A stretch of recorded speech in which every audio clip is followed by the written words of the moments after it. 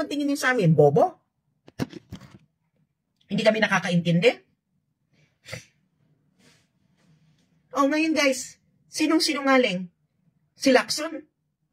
O ako? Magandang araw sa atin lahat mga kababayan. Pinasinungalingan ni Senator Ping Lacson or dating Senador Ping Lacson ang patungkol sa legalized corruption at tinawag na fake news itong si Sas Rogando Sasot. Ngunit hindi pumayag si Sas, lalong-lalo na mayroon siyang ebidensya at patunay dokumento na hindi ito kasinungalingan. Kaya muli ay ibinasa at inexplain nga ni Sas Rogando Sasot ang patungkol sa Concurrent Resolution number 10 na dito umano ay hindi na kailangan ng resibo at perma na lang mga kababayan po natin ang kailangan ng mga senador at ng mga kongresista. So, yun nga mga kababayan po natin. At kahit anong gawing kasinungalingan at pagpapalusot ni Ping Lacson, ito ay well documented mga kababayan po natin. At kabisado ni Sas. Ito yung problema. Kasi akala kasi ng mga senador, yung ordinaryong mamayan ay walang alam or bobo pagdating sa mga ganitong resolusyon. Ngayon nakatagpo siya mga kababayan po natin ni Sasot na handang ipaliwanag at himay-himayin isa-isa yung nakasulat sa concurrent na umalma na nga itong mga kongresista at na utal-utal itong si Madjo o si Representative Manix Dalipi mga kababayan po natin para lang malusutan itong patungkol sa extraordinary fund.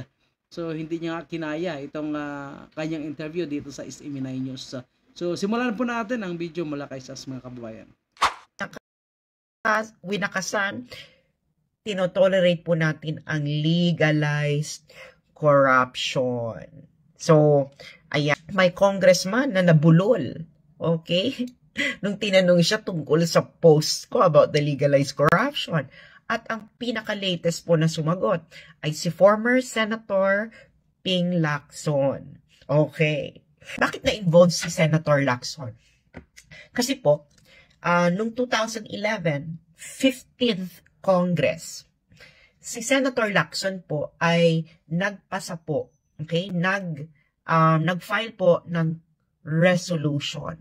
Ang tawag sa resolution ay Concurrent Senate Resolution number 10. Okay, papakita ko sa inyo yung kopya ng resolution na yon. Okay. So, ito po siya. Okay. Ito po yung kopya. Okay. So, ayan yung, what do you call that? Control number. 15th Congress, 2nd Regular Session. At ito po ang title. Okay.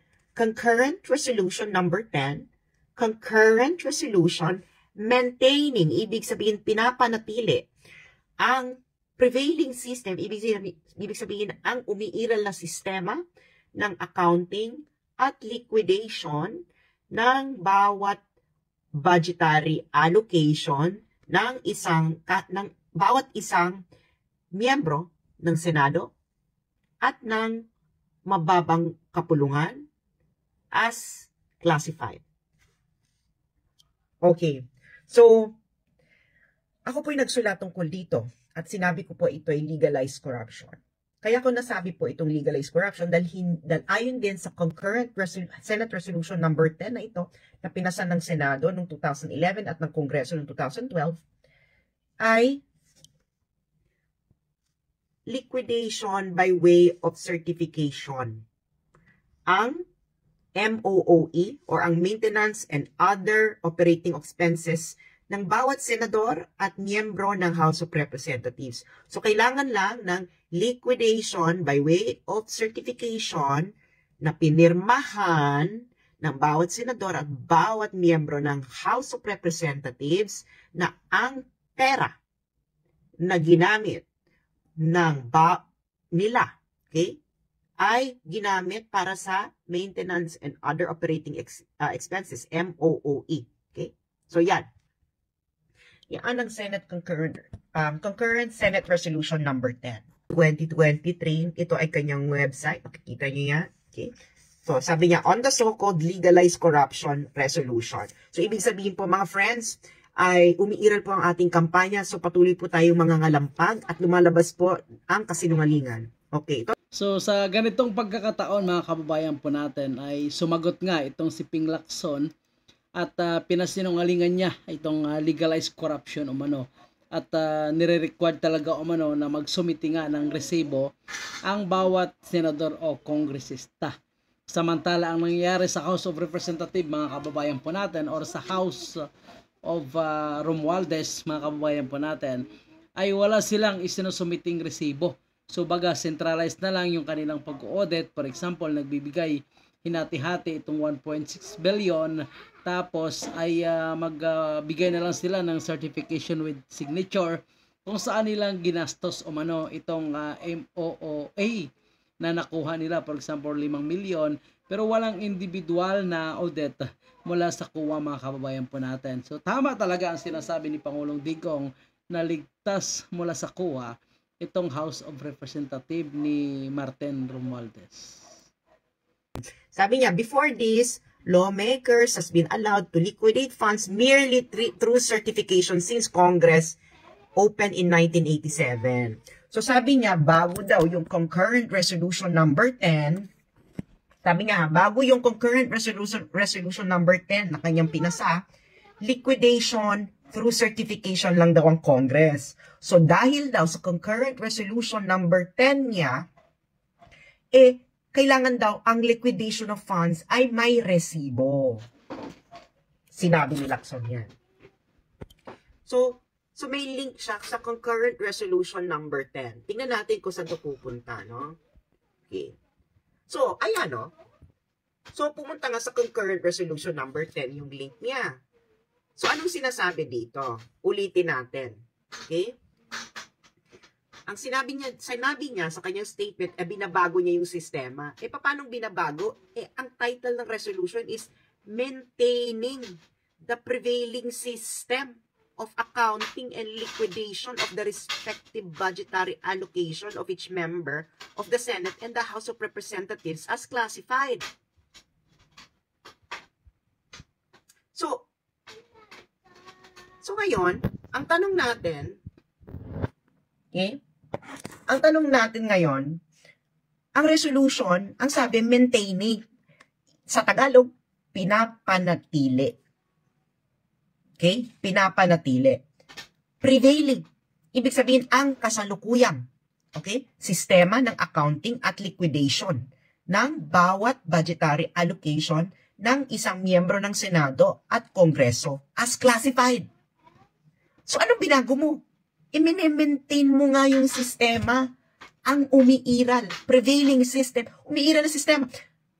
Tanga ba kami na hindi namin naiintindihan? Title pa lang ng resolution, maintaining, pinapanatili, prevailing, ang pangkasalukuyang sistema, umiiral na sistema. So, anong binago mo?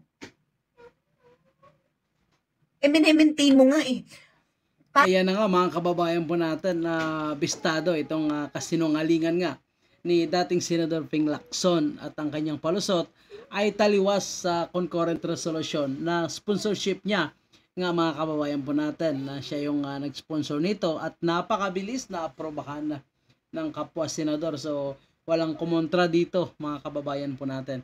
Kaya nga naman kahit anong gawin niyang palusot ngayon dahil yun ay mayroong dokumento at nakasulat niya, hindi niya na ito mabago. Kung ano man ang kanyang nilagay. Otherwise, kung babaguhin talaga ng mga kapwa niya senador. So, napakalinaw itong mga paliwanag ni SAS mga kababayan po natin na mali-mali yung mga sinasabi ngayon ni Senator Ping Lacson.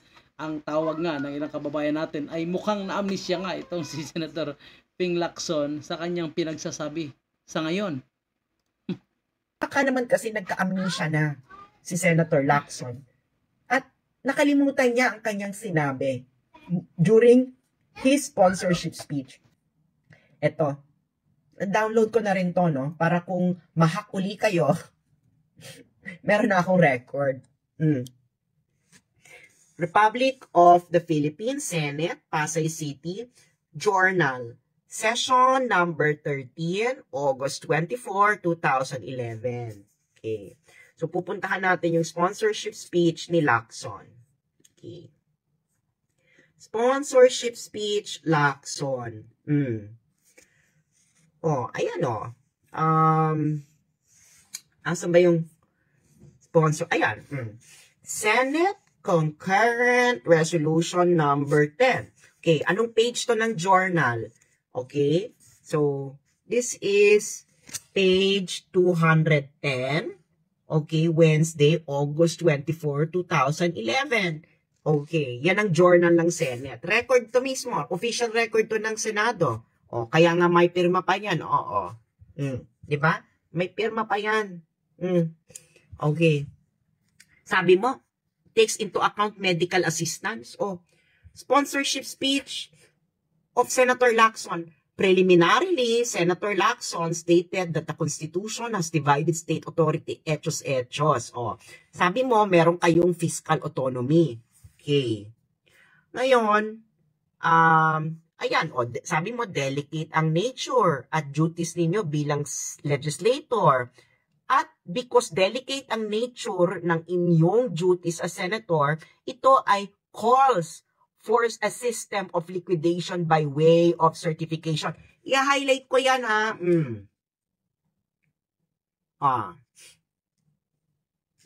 Okay.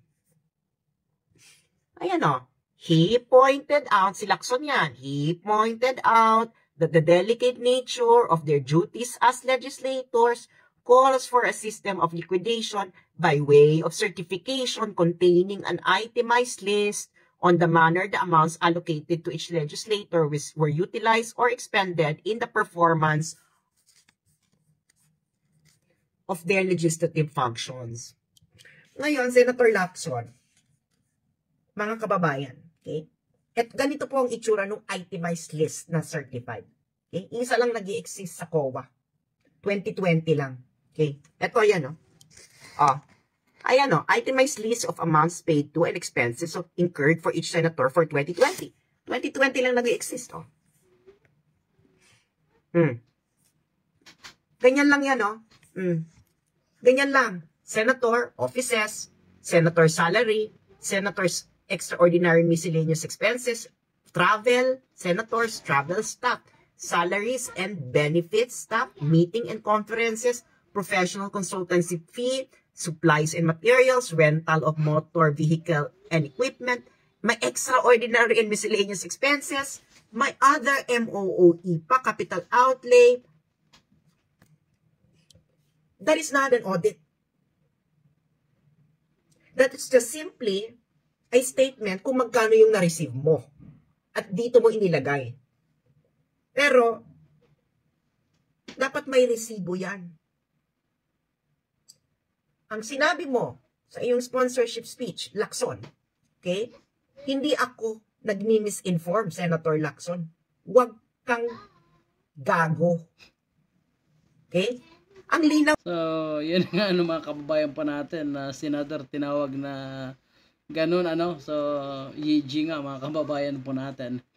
So, talagang bistado nga ang kasinungalingan ni Senator Lacson. Kahit anong palusot pa, nakasulat nga mga kababayan po natin. At ang sinasabi na dapat umano ay may document, ayan, may resibo, hindi naman ito nasusunod mga kababayan po natin. At sa mga tiningnan ni SAS, wala naman talagang nakapublish doon sa website ng COA. So, ibig sabihin, wala pong naisa publiko na pag-audit patungkol sa concurrent resolution number 10. Dito nakukuha yung mga parang extraordinary expenses, mga classified fund, kung saan ito umano ay tinutulong nga sa mga constituent ng mga senador at ng mga congressman. Kumbaga tayo mga ordinaryong Pilipino, kung humingi tayo ng tulong, nabibigyan tayo.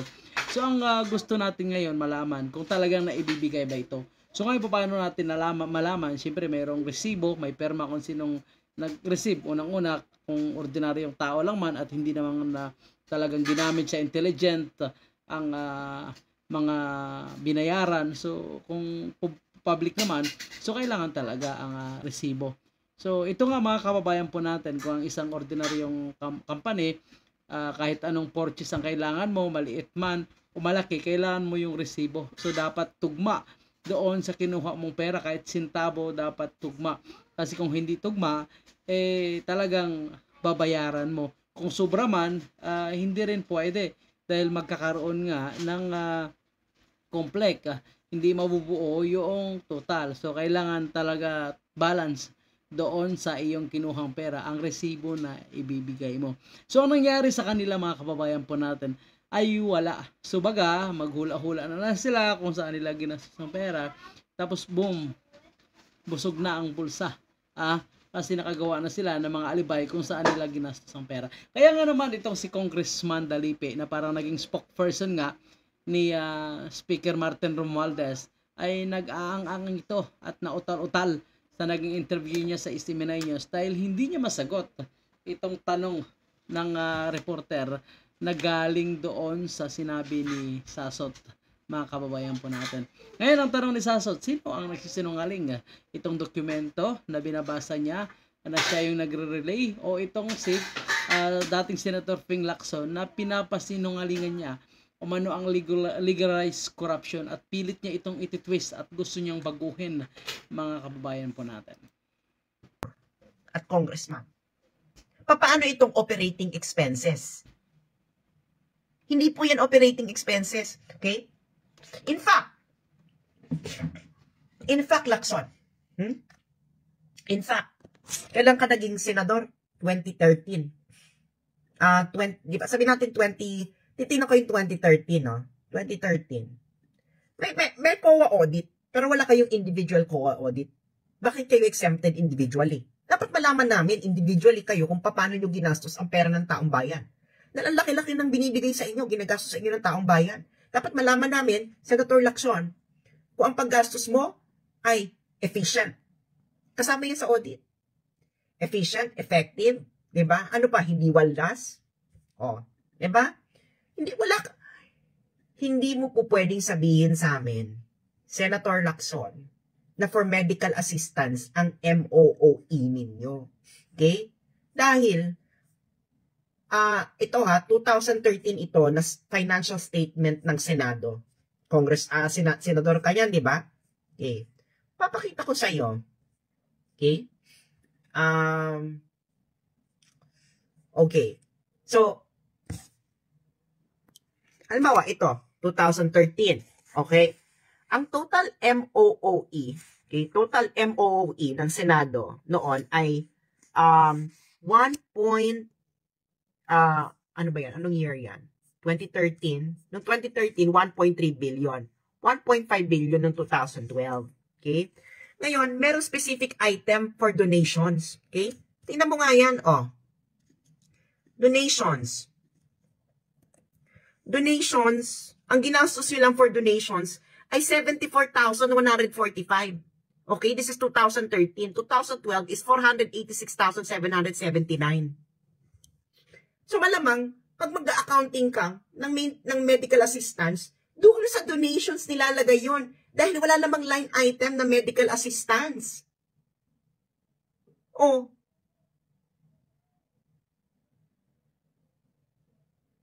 Nagagaguhan pa tayo dito? Ano bang tingin niyo sa amin? Bobo? Hindi kami nakakaintindi? Ngayon guys, sinong sinungaling? Si Lacson? O ako? Diba?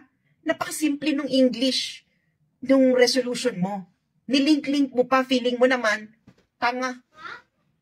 Feeling At yun na nga po mga kababayan po natin, supalpal talaga mula simula hanggang sa dulo ng explanation at habang binabasa ni Sasot itong sinasabi nga ni dating Senador Ping Lacson ay obviously na nagsisinungaling siya mga kababayan po natin. Dahil iba yung kanyang sinasabi ngayon kaysa doon sa kanyang isinulat na sponsorship, itong concurrent resolution number 10 na tinawag nga natin na legalized corruption. Ngayon ang bawat Pilipino ay naghahanap na ng resibo dahil sa nabunyag na ito. Balikan po natin, saan ba nagsimula ang mga exposing ito? 'Di ba? Sa confidential fund. Dahil itong mga congressman ay inipit nila itong CIF ni Vice President Sara Duterte sa kanyang dalawang departamento. So siyempre sa kanyang opisina bilang Office of the Vice President at sa kanyang hawak naman na department, ito nga yung Department of Education.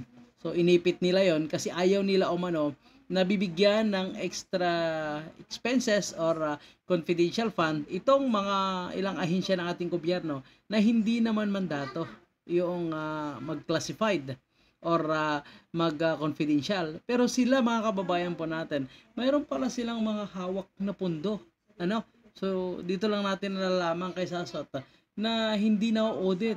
Mas matindi pa kaysa doon sa confidential fund na kailangan mag-audit, kailangan magbigay ng resibo, magbigay ng tamang explanation kung saan ginagamit. Sa kanila wala pala. So mas matindi ang corruption. Ngayon ang tinutukoy nilang corruption dito sa confidential fund ay sila palang gumagawa dito sa extraordinary expenses fund or classified fund. So tingnan nyo mga kababayan po natin, yung mga magnanakaw ay galit na baka nakawin ang pera mula sa confidential fund. Yun pala, sila ay nagnanakaw na. Di ba?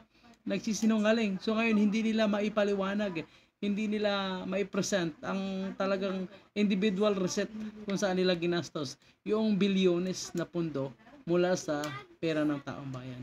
So, gaya nga na sinabi ng mga kababayan po natin, mayaman na pala ang Pilipinas kung walang mga ganoong expenses na ginagawa ang mga congressman. Kaya nagkakaroon ng patayan, nagkakaroon ng magpamilya, nagkakaribal, nag-aaway dahil sa ngalan ng politiko, dahil gusto makuha ang pwesto. Tingnan nyo, napakalaki pala ang pera na kukuha nila. Doble-doble, triple-triple doon sa kanilang sahod. So sana man lang sa mga kababayan po natin, kasi hindi naman natin sinasabing lahat ay nangungurakot, mayroon talagang advocate for good governance.